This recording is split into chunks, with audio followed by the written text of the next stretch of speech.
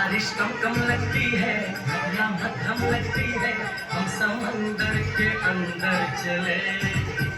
छोटे छोटे शहरों से खाली भोर दोपहरों से हम तो झोला उठा के चले।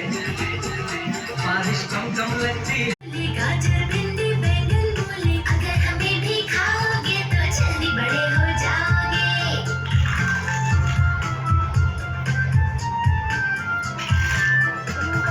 गाजर बोला मुझको खा लो मैं।